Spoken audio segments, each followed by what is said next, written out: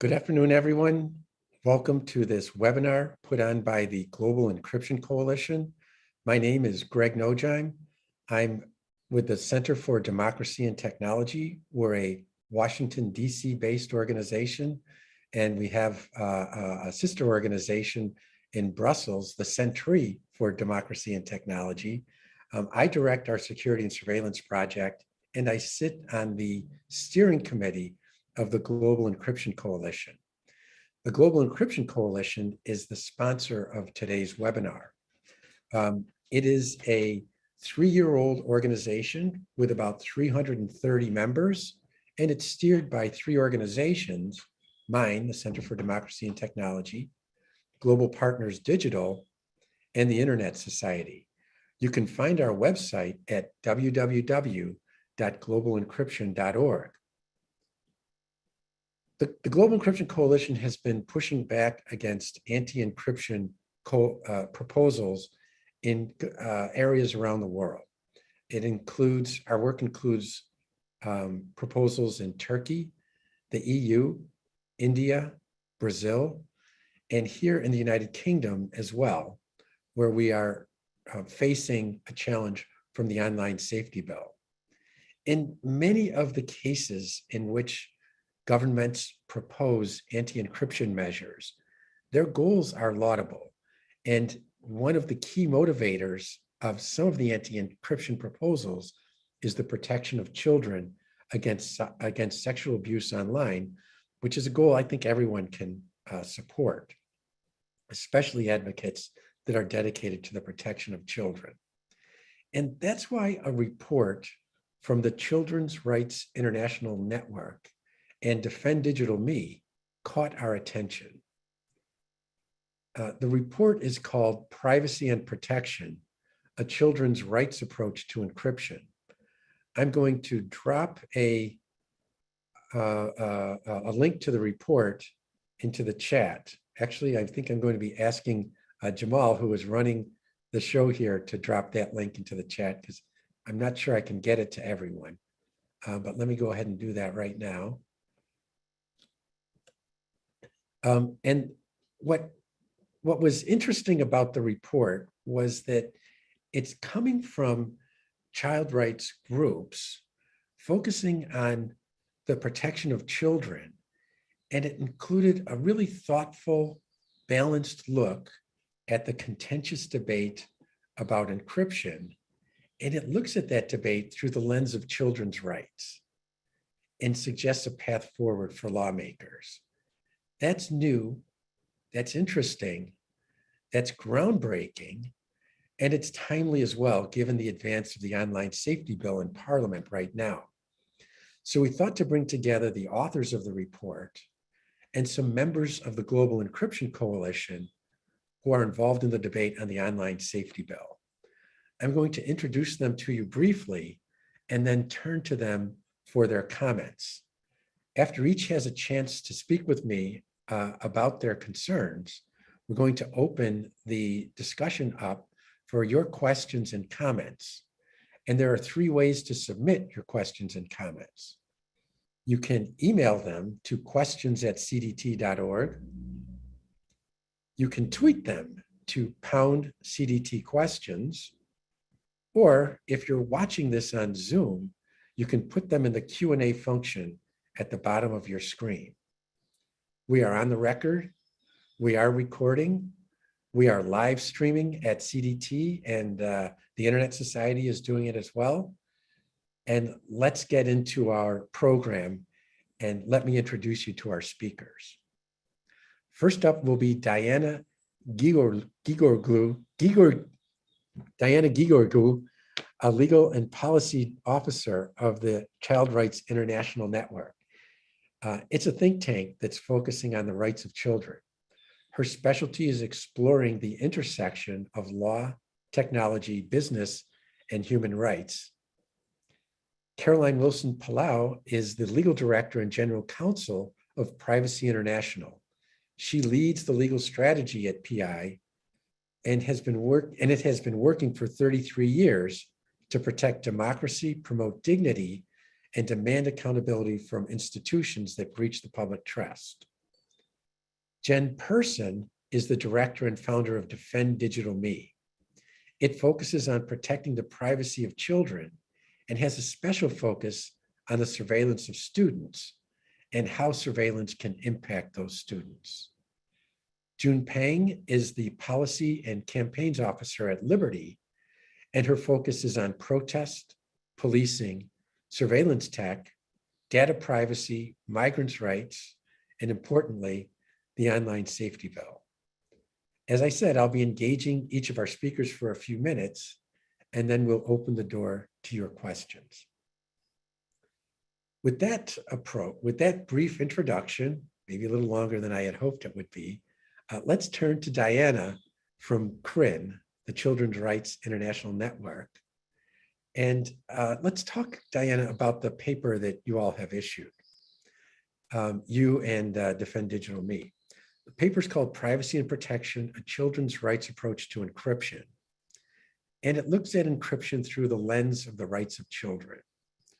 When we look through encryption, when we look at encryption through that lens, what do we see that we might otherwise miss? Hello, everyone. Thank you very much for the invitation to speak about our report and about the children's rights approach to encryption. And thank you very much for your question, Greg. The answer to your question, I suppose, is in the very title of our report, Privacy and Protection. Why do I say this? Because the debate around online regulation in general and encryption in particular has in recent years become very polarized. So we are seeing a divide between, on the one hand, approaches centered on civil liberties, and on the other hand, a child protection focus. And the emphasis in the debate has in some ways become about privacy versus protection, or even more bluntly, the privacy of adults versus the protection of children. But if we take a children's rights approach, meaning if we take all children's rights seriously, we see that this is not a helpful framing. So in our report, we argue that children, their rights, their interests are really on all sides of the discourse, and that the applications of encryption engage nearly all of their human rights from a wide variety of angles. We treat the UN Convention on the Rights of the Child as an agreed international framework that covers the full range of children's rights, from protection from violence to privacy, freedom of expression, access to information. And we systematize our arguments in a list of benefits and risks that the applications of encryption can pose to convention rights. And I think we make three arguments that hopefully convey the complexity of the debate. One, children are fully formed subjects of rights. Privacy is one of those rights. Privacy is, moreover, a key right for children's development because it allows them to shape their personalities to find out who they are.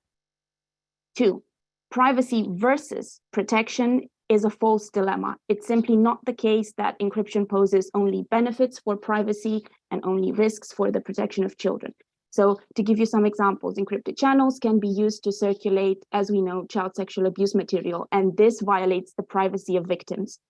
At the same time, encrypted channels can be used, for example, to communicate safely with the outside world and to seek help when children are victims of violence, even perpetrated by a family member. So this is why it's not privacy versus protection, it's privacy and protection.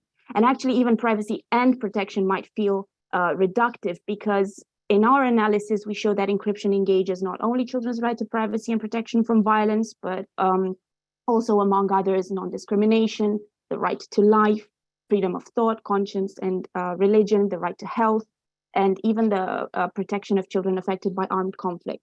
So the children's rights approach imposes a framework that hopefully helps to make sense of the complicated disagreements that are in this space. And it also shows how rich and complex the debate really is. That's really helpful.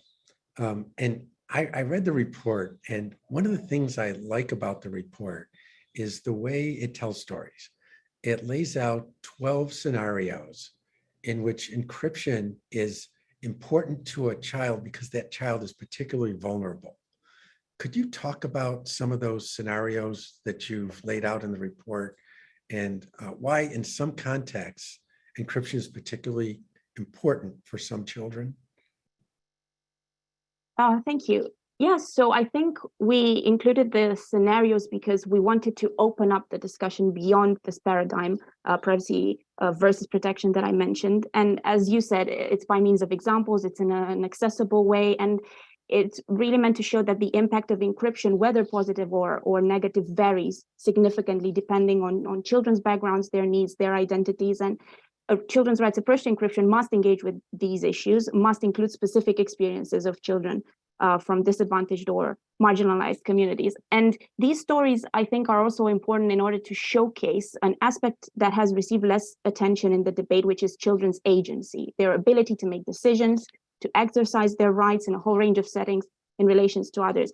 So just to give you some examples about these settings and these relationships. So for example, in relation to the state, we discussed the case of children who are politically active under repressive regimes or who might be whistleblowers. So say a child uses platforms to organize a peaceful protest against the government or to blow the whistle on systemic injustice. Now, if the platform is unencrypted, if the government monitors communications and finds out, the government could identify these children. It could subject them to violence. It could even prosecute them. Or in relation to the family, say you have a child from a culturally conservative family that wants to access information to understand their sexuality, to answer questions around health, to communicate with other members of the LGBT+ community. Again, if the communications are not encrypted, if there are parental controls in place such that the parents can find out, this really puts the child in a very difficult position in relation to their family, and might even mean that the child is at risk of violence. But of course, it's not a simple case of encryption only posing benefits to children from disadvantaged or marginalized communities. So in relation to platforms, for example, encryption could pose serious risks to children's right to be protected from violence. And here we have an example of children from ethnic minority groups that are being targeted by hate speech through end-to-end encrypted platforms, and this goes undetected. So again, I think the scenarios, like the rest of the report, are meant to show that this is a rich debate with no simple answers. I got to say, I was very impressed with the report, and I like the way that you worked to achieve balance. You interviewed a lot of different people, including our Europe director and folks involved in protecting children from the law enforcement perspective. Could you talk to us a little bit about kind of walking the tightrope between the different sides of this contentious debate and how you went about putting the report together, given the polarization that exists in this debate? Sure. So I think the report is really an attempt to provide nuance, to provide a rich discussion. And this is an area where there are so many specialists. There are so many areas involved: child protection, children's rights, privacy, digital rights. And we found it very important to try to really be an open-minded conversation partner. And we carried out the interviews that you mentioned. We carried out consultations, questionnaires with experts. And we also talked, for example, with adult survivors of online child sexual abuse. And it was really about us trying to understand the richness of the arguments, to be this open-minded conversation partner that I mentioned, and to set on paper, and very importantly in people's own words, the areas of agreement and disagreement, in order to try to identify ways to move the debate forward. So one of the chapters of our report really focuses on these frictions and fault lines that exist, but also is really looking at ways where people come together even when it might not be immediately apparent that they can do so. It really is an impressive piece of work, and we're happy to highlight it, and we thank you for putting it together. I want to turn now to one of your interviewees, Caroline Wilson-Palau. Caroline, obviously you've read the report, but you've also been a leader at Privacy International, which has been a leading advocate for encryption for a very long time. In fact, just a few months ago, PI issued a report securing privacy that focuses on end-to-end encryption. What is it? What are the features of end-to-end encryption, and why are governments trying to break it? And what are the proposals that would do just that? Thanks, Greg, and thanks for inviting me to be on the panel as well. Yes, as you said, I'm at Privacy International, and for a very long time, we have worked on defending encryption. So we are coming at this from the perspective of one of the privacy organizations that Corinne and Defend Digital Me interviewed. But much like has already been said, we don't see privacy and security or privacy and protection as being mutually exclusive in this context. We see that as being a false dichotomy, and something that we are always fighting for in this very complex and hard debate is trying to find a way to make sure that we preserve privacy and security for everyone, which is why we named the report Securing Privacy. With regard to your question of what was the focus of what is end-to-end encryption, which was the focus of our particular report, it is a particular form of encryption. So encryption being generally the idea that our communications are secured using mathematical algorithms so that only the people who have access to keys, who can unlock that mathematical formula, are able to read the content of the communications that are being sent. End-to-end encryption, which was the focus of our report, is a particular type of encryption that is especially secure because no one but the sender and the recipient of the communication can read the content of that communication. So, for instance, a lot of us use communications mechanisms like WhatsApp or Signal that are end-to-end encrypted, and WhatsApp, for instance, cannot read the content of that message. They have no access to it because it is end-to-end encrypted. It is only accessible to the person who sent the message and the recipient or recipients of that message. End-to-end encryption can also be used not just for messages and communications in that form, but also a lot of other forms of communications that are made over the internet. For instance, sending personal data like health data or financial data, which is a reason that it is a really important tool for, and this is highlighted really well in the Corinne report as well, for a whole variety of purposes, not just messaging individuals.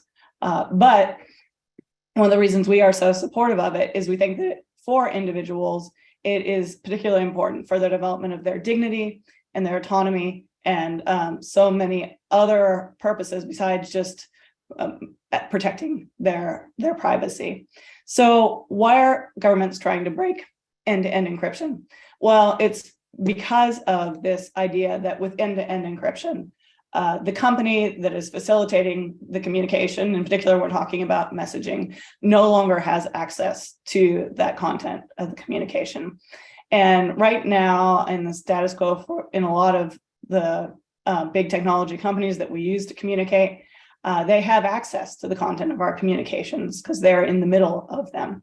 And so if law enforcement wants to get access to the content of those communications, or as is the case with the debate around child sexual exploitation material, if they want to get access and try to search for that, the companies voluntarily, they can do so because they have access to the content.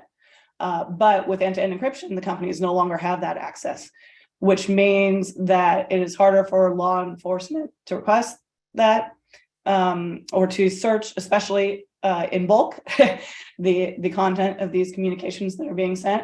But it also protects us in a whole variety of ways from potentially abusive governments who want to get access to that content for much less legitimate purposes, from criminals, from the companies themselves who are maybe exploiting the data in the nature of that content, which is why we're a strong supporter of end-to-end encryption.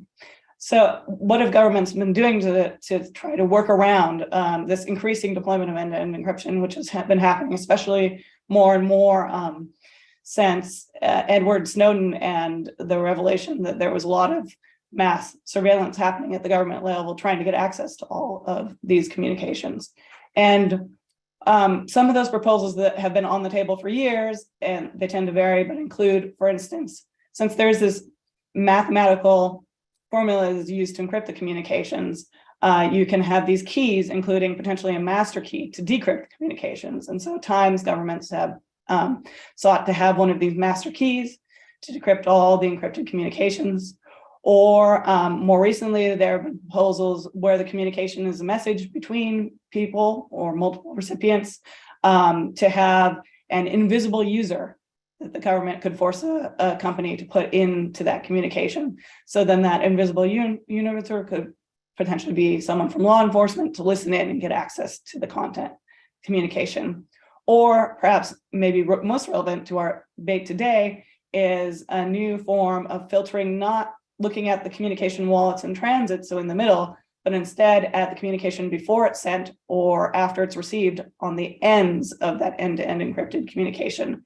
And this is called client-side scanning, the client being the device that is sending the message.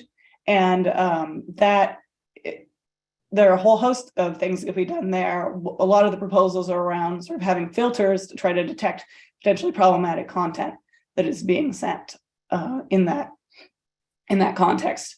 We're quite concerned about all of these proposals. All of them fundamentally break the idea of end-to-end encryption, which is to protect the content, the privacy and security of the content of the message.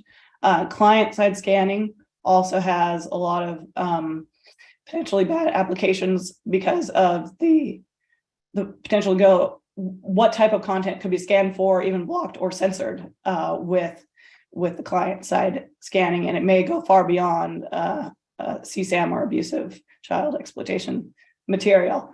And we've, in our report, done quite a lot of analysis from a legal perspective of how this is neither necessary and proportionate, most of these proposals, because they would affect everyone who is using end-to-end encrypted communications. They are generalized monitoring obligations in some cases that are really quite problematic from a human rights perspective. Thank you so much, Caroline. And thank you for coming on, even though you have a cold and it's partially robbed you of your voice. Yes. I really appreciate it. And we really appreciate it. Let's give Caroline's voice a rest and turn to Jen from Defend Digital Me. DDM was a co-author of the report that Diana described. And Jen, I'd like to I'm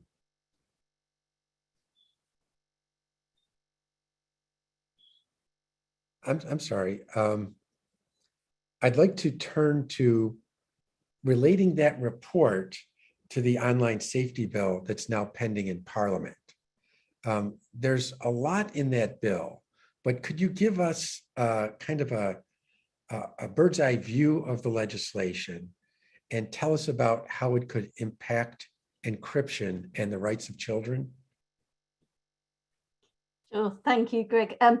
Yes, now that's a huge ask in just a few minutes, but I'll touch on, I think, perhaps the parts that might be most relevant today. So a tiny introduction to its history, I think, also matters, because one of the key aspects of this goes right back to its political partisan origins in our current government party political manifesto, which said they wanted to reduce the commercialization of childhood.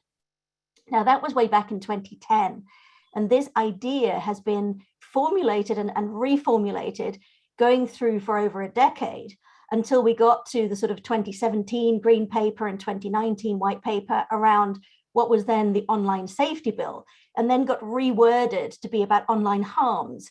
And that reshaping and reformulation is interesting of itself, because then it became a focus around trying to make, the language used was to make the UK the safest place to go online. So they wanted to create this sort of world-leading regime for internet regulation, particularly around children. And the focus being around children matters, because this has shaped the kind of language and the understanding and the framing of the report, not on party political lines, but rather more on a sort of values-based shaping. And that has been really quite significant in how the bill has now come about. Where it is today, it's effectively around platform and internet regulation, and primarily now has moved away from its original principles, which was around systemic sort of questions around things like algorithmic recommendation, or looking at how the systemic issues of internet regulation might be managed, has moved towards content regulation. In fact, right down to the very detailed most recent edition that came through in the House of Commons. For those outside the UK, that's our lower parliamentary house, where the bill has already completed its first stage, adding a clause that the positive light of migrants arriving by boat in the UK should now be added into the bill as content that is seen as illegal or harmful, and somehow should be removed and not be allowed to be online anymore. So it's really moved from a very high principled debate right down now to very, very nuanced, detailed, value laden content. And this matters when it comes to talking about children, because it's put a lot of responsibilities onto companies. It's shifted really the sort of responsibility and arguments debate around who gets to say what online, and has grouped the kind of content that is seen as not only legal, but is also seen as harmful into different categories. It's also important to say this is a very shifting, very fast moving still subject, even though we're now in the House of Lords, our upper house, and it's gone into sort of discussion for more nuanced debate and amendments. It's still right at the last minute, the duty on companies to take out sort of content that was considered not illegal but just harmful has been removed, although it's remained for children. So some of these questions are still very open, and it's one of the concerns that is actually really strong still across civil society and many who are concerned about the bill, because it leaves a lot open. There's not sometimes very clear, factual, easy foreseeable consequences from the bill, because the wording leaves a lot open to future what's called secondary legislation, or to Ofcom, the regulator, to make decisions around codes of practice. So it also follows a trend of what we're seeing in UK legislation at the moment, which is to take more powers to the ministers to be able to direct others to make legal decisions and to determine things which really go beyond what we would normally have as established democratic process, where you have a wide public parliamentary debate. So we're seeing a shift in how the legislation is being really designed, how we're able to oversee it, and how it will be seen in future. And I think this is very significant when we're looking at what kinds of thing it's regulating, and when it's looking at how the future of the internet and our digital lives should be shaped, because this is what this bill is about. I think it's really important we don't underestimate the importance of the bill, because it is so wide-ranging, so far-reaching, and actually almost beyond most policymakers' ability to really keep a handle on, because it has become so big. So it obviously is around, become this debate around children's online safety, and to come to our own kind of remit and specialization. The bill demands the use of new technologies in order to regulate content. So it talks about things like age verification and age assurance, and it requires companies to keep children away from certain areas of content. Now, that content is already illegal for the most part. We're not talking about making new types of content illegal, but the gray area around what is considered harmful is still pretty vague. The types of technologies that will be used for age verification and age assurance will mean new gatekeepers get to control what children can and cannot access online, and really deviate from what the original principles were behind the bill about this reduction of the commercialization of childhood, because you'll see a whole new set of gatekeepers set up with new business models that will be collecting children's information in order to perform these age verification and age assurance duties. And then we've got the whole regime around content management, which will be looking at both content that cannot be online. So it makes demands around things like upload filters implicit, if not explicit, in the bill. And it also has requirements so that certain content must not be online and must be taken down. So that looks at employing removal, content moderation and content removal. Now, increasingly, of course, that's using automated technologies, and there's concerns around the reliability, the correctness and problems that can introduce. And of course, for children, where their views may not yet be fully formed, where they may not explain things very well, there's concerns around things like, what does that mean for participation when there is already legal cases and legal precedent around content takedowns and legal problems for users who have made jokes or have got involved in content that has been seen as contentious when the intention wasn't there. So there's lots of problems around definitions, lots of problems around what these implications will be beyond that what is explicit in the bill.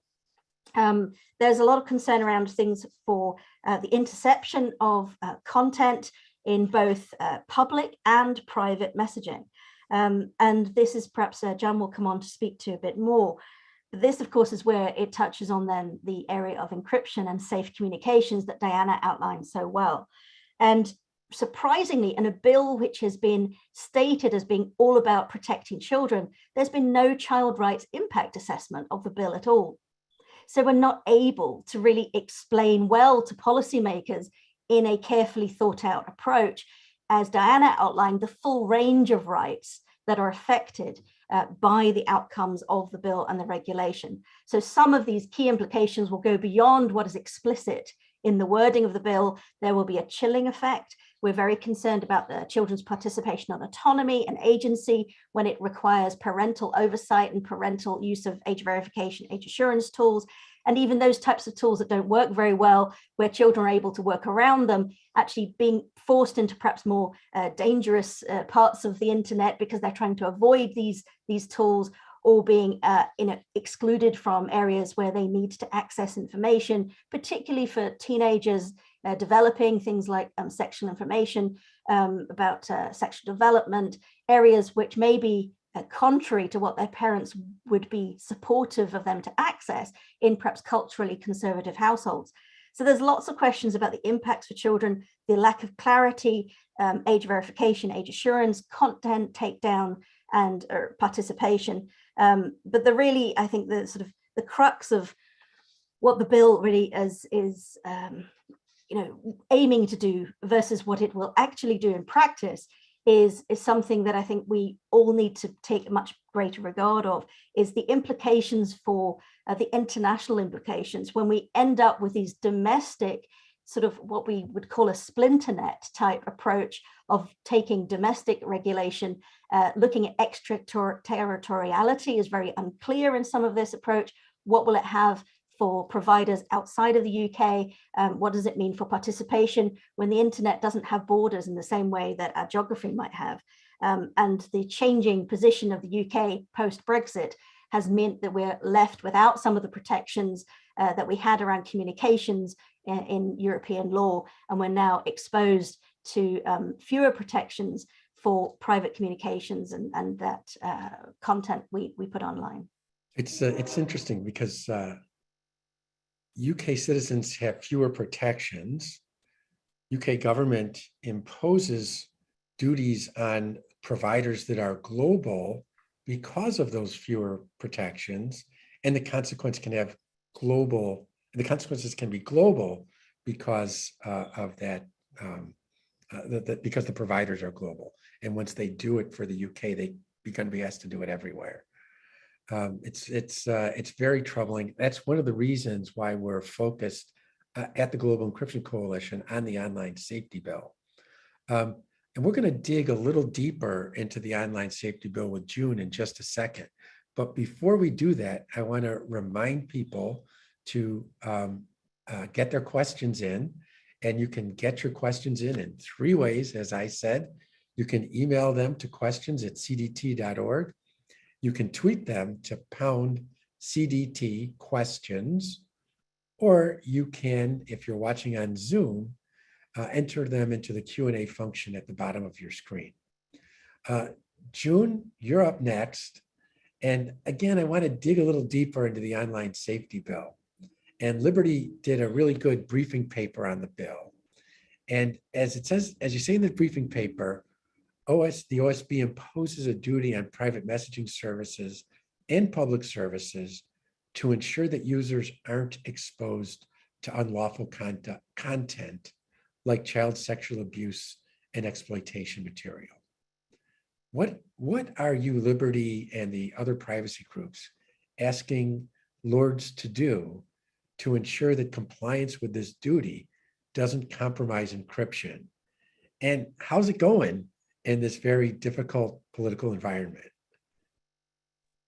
Thanks so much, Greg. And just wanted to say, like, the presentations from everyone have been really interesting and really useful, I think, in trying to make this a more constructive and nuanced debate. And I think Corinne and Defend Digital Me's report was really fantastic and came at a really helpful time for this debate. Just before I go into kind of the political advocacy and lobbying that's been going so far, I thought that maybe I can kind of drill down into the detail of what Jen mentioned, which is only one of the concerning aspects of this bill from a child rights or human rights in general perspective. And I should say, like, just to illustrate kind of the breadth of the concerns, and Jen did a great job of like outlining just a few of them. This clause that I'm going to be talking about of the online safety bill is 110 of, I think it's 212. Obviously, not all of them are substantive, but I think if we think about what is required for robust scrutiny of a piece of legislation, the conditions that are required, like the kind of technical knowledge, especially when you're dealing with,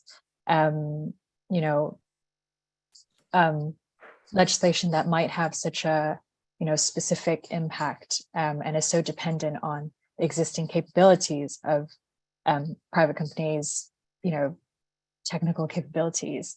It really, in and of itself, demonstrates that an attempt to kind of pack it all in and do it all, and then also make changes along the way, has resulted in really stop-start process that also, I think, has really impeded meaningful scrutiny and debate and nuanced debate about these issues, which, demand like actual discussion. But unfortunately, as people on this panel and some people watching may know, that has not been the spirit of the debates, I would say, throughout the passage of the online safety bill. But better late than never, maybe we can, through this panel and other interventions, try and instill that, even now that the bill is still going through its kind of House of Lords, which is our second chamber, upper chamber phase for changes. So we call them amendments, but effectively they're just changes to the legislation. So just to drill down a bit, so I will be talking about clause 110, and maybe I'll put it in the chat later so people can follow along if you're not aware of it. But effectively what it does is to give Ofcom, which is our current existing communication regulator, but that also, regulates TV, radio, but also like broadband, and under this bill will be given a raft of many other duties that Jen has spoken about, but also crucially, the ability in the case of clause 110 to issue internet service providers, so like social media sites, but others as well, with a notice to deal with child sexual exploitation and abuse content, whether communicated publicly or privately through the service.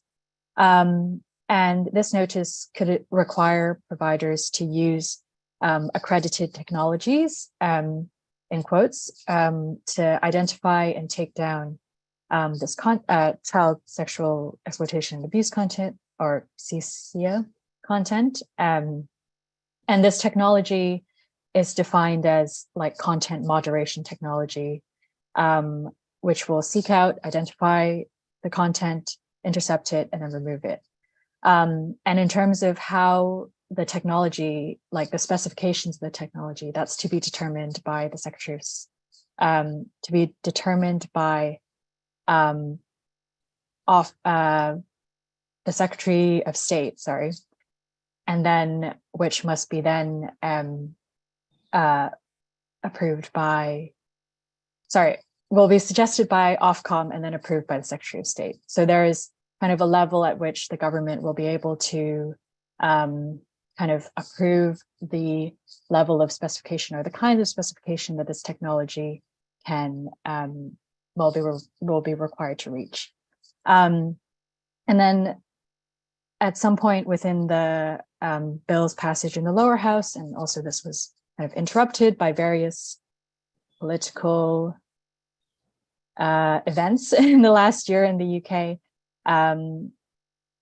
effectively there was a new provision added, which is that providers of these services might also be given a requirement to use their best endeavors to develop or source their own technology to achieve the same purposes as accredited technology. So effectively requiring, say, I don't know, WhatsApp to develop technology that will make it possible to scan WhatsApp's own messages.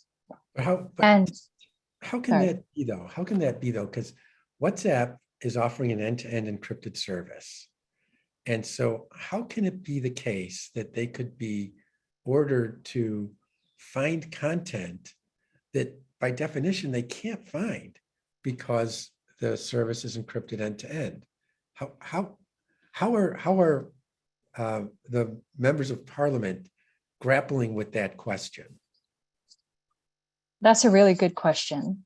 Unfortunately, I have to answer that the answer is that they have not grappled with it, or like they have grappled with it to a very minimal extent, because of a few reasons. But I think, you know, again, the fact that there's so much in the bill to debate, and kind of, if you've had the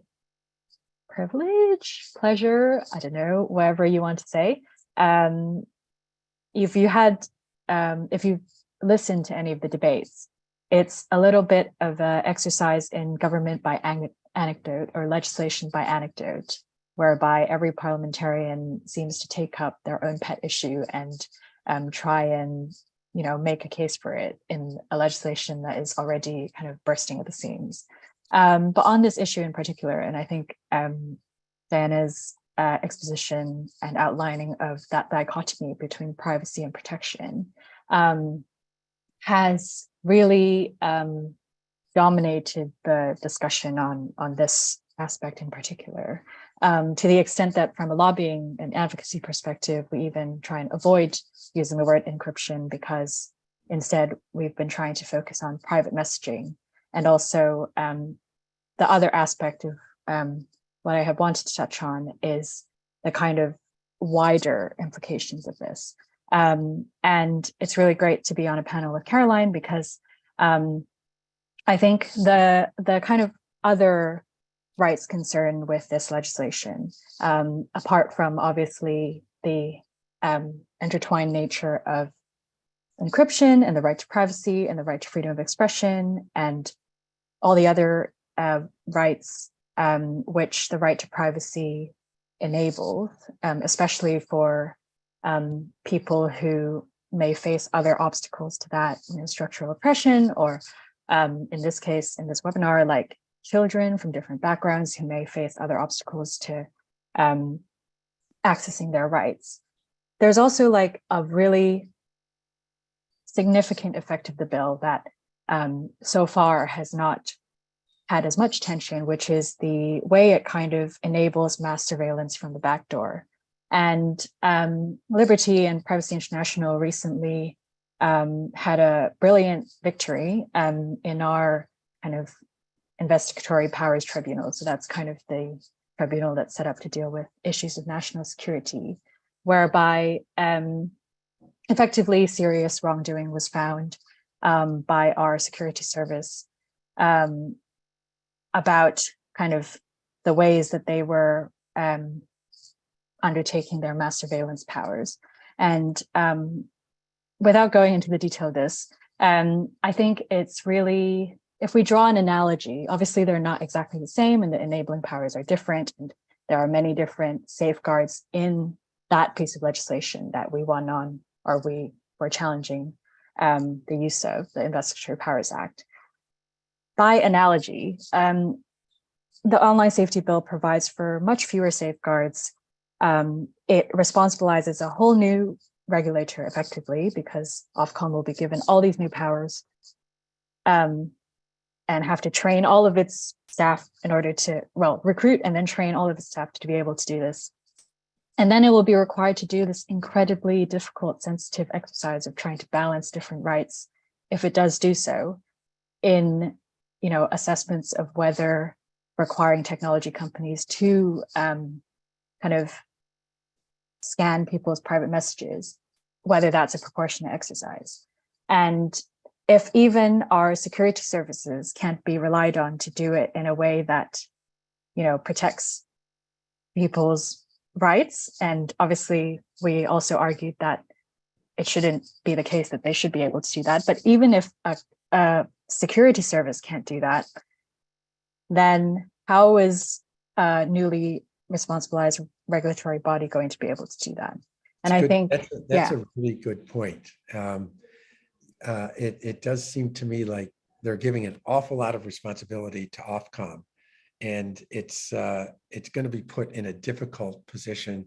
And also it has responsibility and not a lot of guardrails, and that seems like a recipe for disaster. So we have a question in the Q&A from Mr. Andrew Zach, and he's asking, where is the online safety bill in the legislative process in the UK? And is there a deadline after which it dies if it doesn't get enacted? And what are the next steps for it?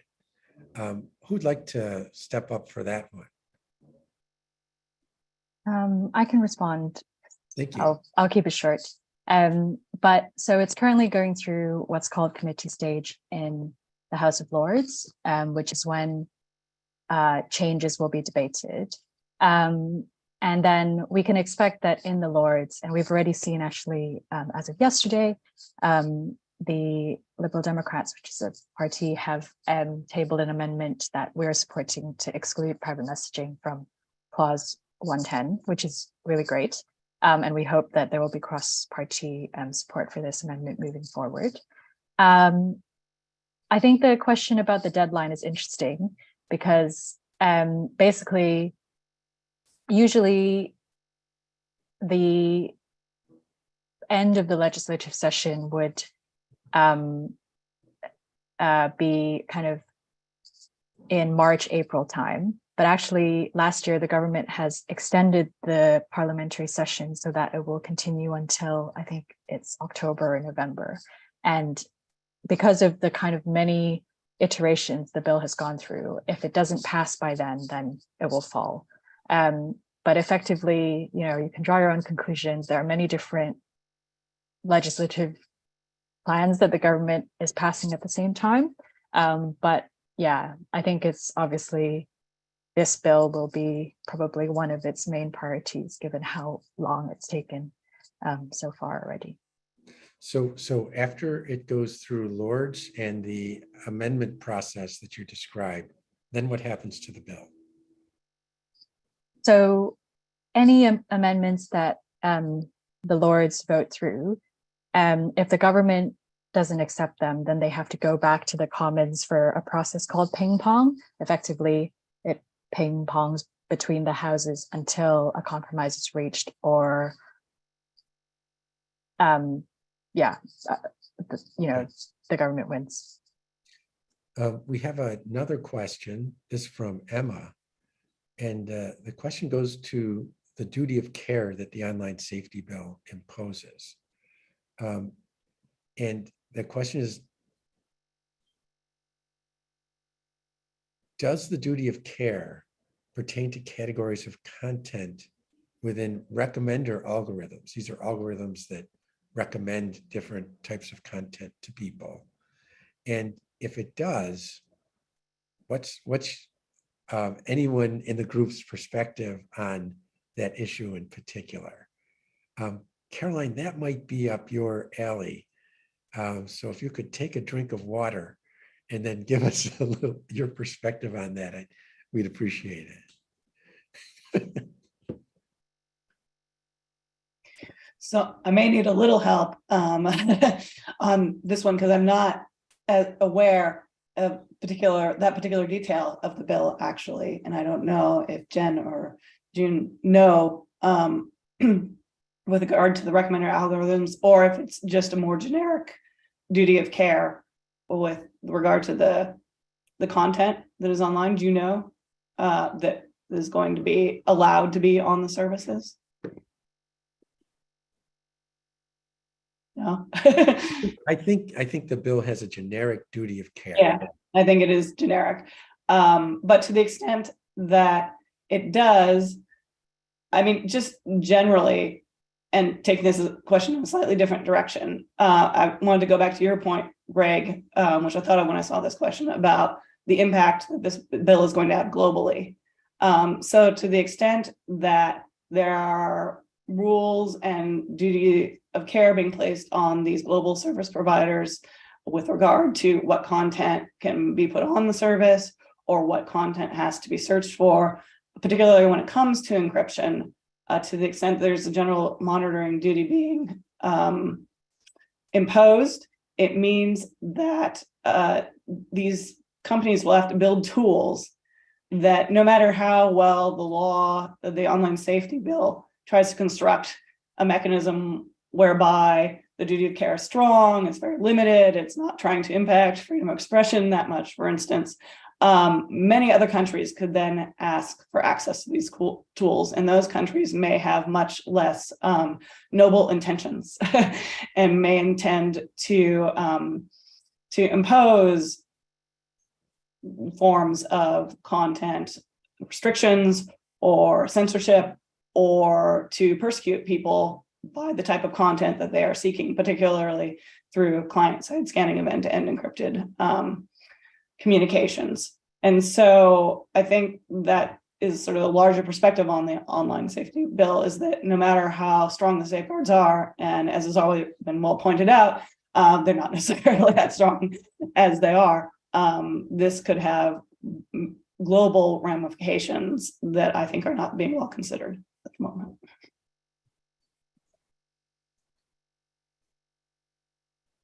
Yeah, I would add to that. I think it's one of the big criticisms of the bill is that it is focused on content rather than systemic structural issues like this. And it's failed to tackle things that would be more at the crux of how these systems are designed, such as targeted advertising and the ad kind of structure of how these things work. And that is where the bill started out, but it's not where it is now. And it's why it needs to be really, really reined back in terms of what the bigger picture effects are going to be. I think it's had a lot of questions around, for example, children's mental health and how children will be affected by recommendation algorithms of what they see now as a child has long-term effects. But it's not really been thought out how the bill's content restriction will do that. And I wanted just to come back to Greg, your original question, your earlier question on WhatsApp, because I think it's an important one.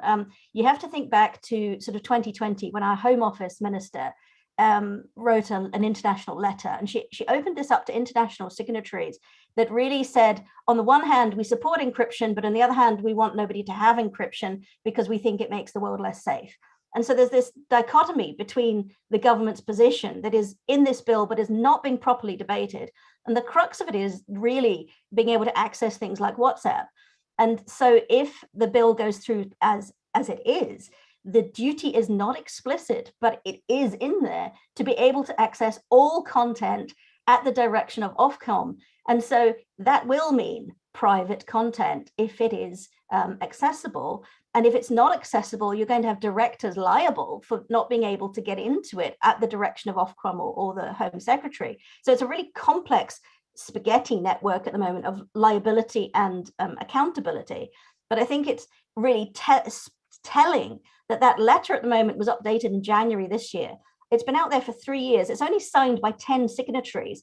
Half of the countries, 5 of whom support and have active use of the death penalty at the moment. And I think that speaks to the human rights aspects of the kind of principles behind this, is that it's not widely supported from a human rights principles basis. It really goes against established law, established practice, and established human rights principles that have been around for a long, long time. And this bill is kind of very quietly doing away with some of those established principles in law. And I think there needs to be much more international attention paid to what this bill is actually trying to do on the quiet. And it's not doing things that children would really need, which is looking at mechanisms for redress, support for mental health, support for counseling, looking at investment opportunities for children who are both victims and survivors, and adult support organizations when they've been exposed to content online or experiences online that have caused them harm, and really being able to look at what is our support structure and infrastructure for children in their entire experience of life, in which digital now plays a part, rather than looking at pointing the liability and responsibility at sort of after the event to companies. And we have to be very clear, it's often misunderstood that this is not just about big tech. This is, the government's own assessment says this is about 25,000 UK companies, and scope creep will inevitably mean it is much more. So just wanted to come back to a couple of those things from earlier. I appreciate that. I want to bring Diana back into the conversation. One of the recommendations that Crin and Defend Digital Me made in the report was that encryption shouldn't be banned in services that children use. And I'm wondering how you see that recommendation in light of the online safety bill and this basis for the bill, that one of the responsibilities, duty of care of the providers is to keep it so, is to make it so that children don't see illegal content. Or how can that goal be vindicated in the context of an end-to-end encrypted environment, with still giving children the opportunity to use a service that is encrypted end-to-end? Is there a way to do that I'm missing?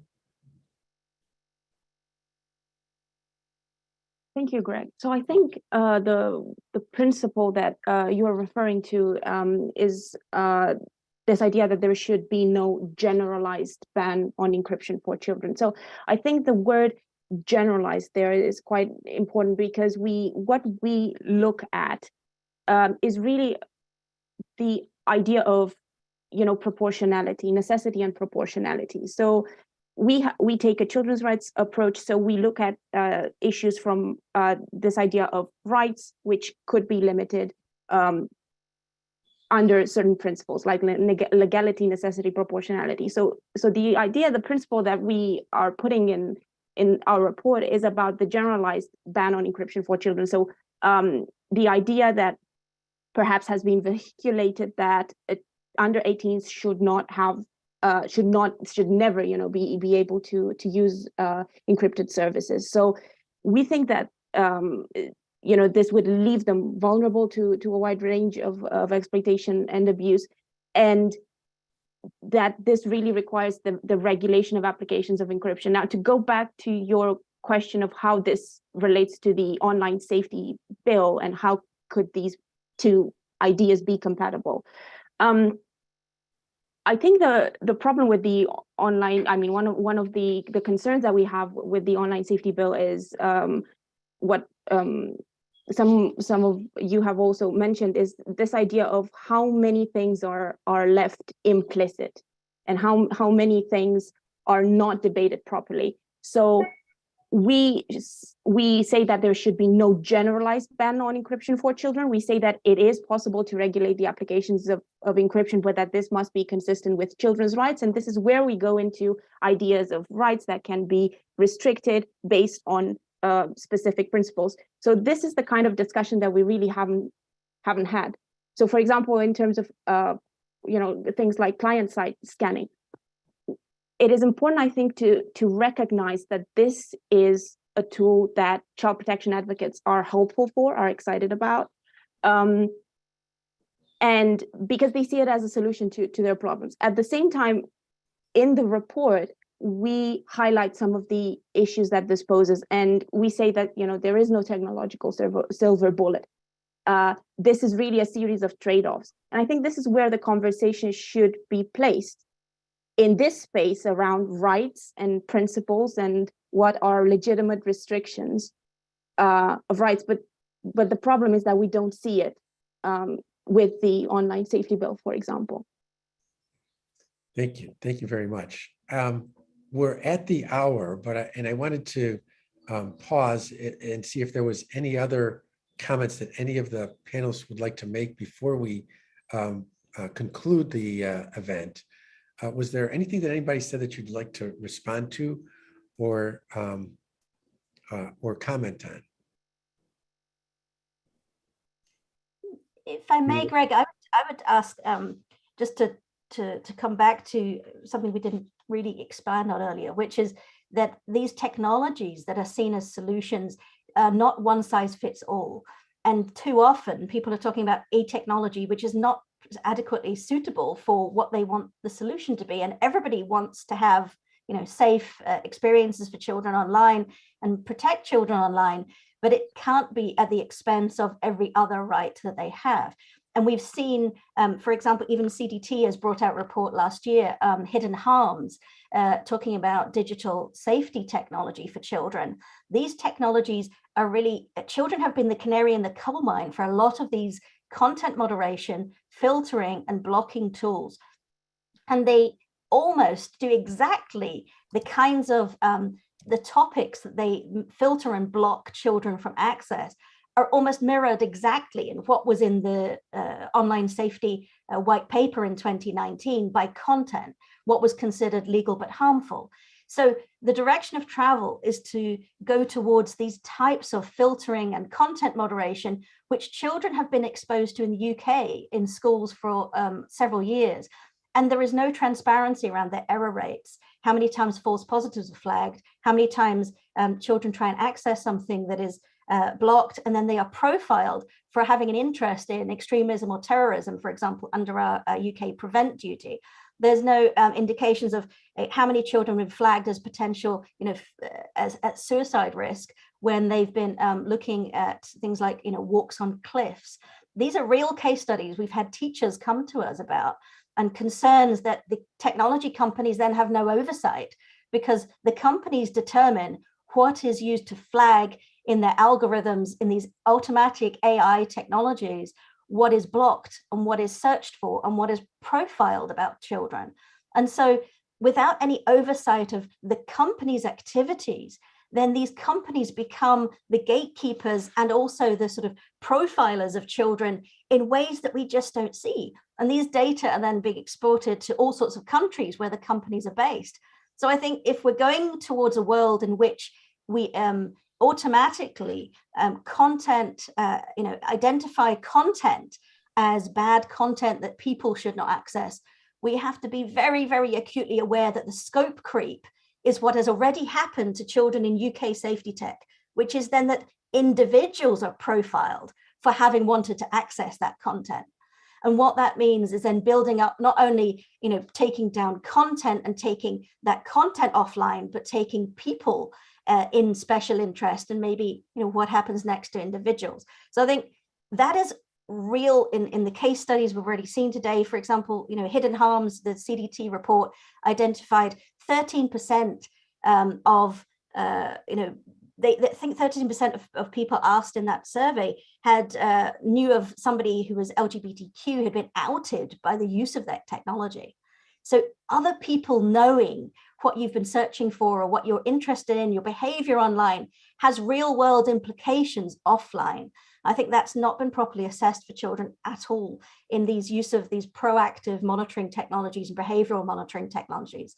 So I'd really urge people to take much more of an interest in what that kind of loose wording really means in reality, and speak out to policymakers, speak out to people in your community or in teaching, and really get involved in what do these new automated technologies mean? What does it mean when we give power to companies to identify these types of technologies and use these technologies? And we have to hope that the online safety bill really takes some more account of these implications and impact for children, for all of their rights. Thank you so much, Jen. And thank you also for plugging the CDT report on hidden harms. You can find that report by searching on the name of our organization, CDT, and hidden harms. That's all the time that we have. I want to thank each of our panelists for coming on and sharing their views on children's rights, encryption, and the online safety bill. And again, you can find this, we'll have a recording of this webinar on our website, www.cdt.org, and at the Global Encryption Coalition website, www.globalencryption.org. Thanks, everyone. Have a good rest of your day.